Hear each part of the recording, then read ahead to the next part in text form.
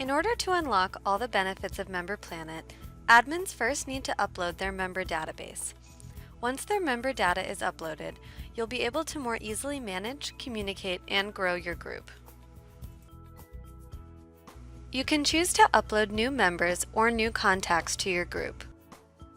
New members can be viewed and managed on your roster, and members can manage and update their own account information. Contacts do not appear on your member roster and only exist as a record with first name, last name, and email address within your database. Contacts are people you wish to keep in touch with about your group activities. They aren't actual group members. For the purpose of this video, we'll be uploading new members.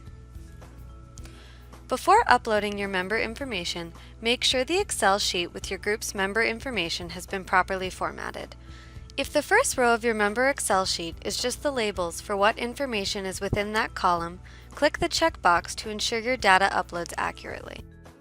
Once you are ready to upload, click Browse to locate your Excel member sheet and upload it. Now that your member information is uploaded, you can use these options to dynamically map your data fields to appropriately reflect your column data.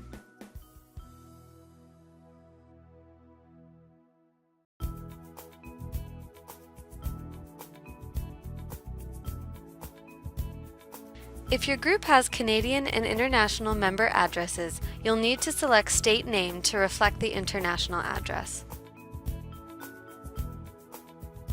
If you've submitted a long list, it may take some time before it's completely uploaded. You will receive an email upon completion, but you can continue working on the platform. For more assistance, please visit support.memberplanet.com.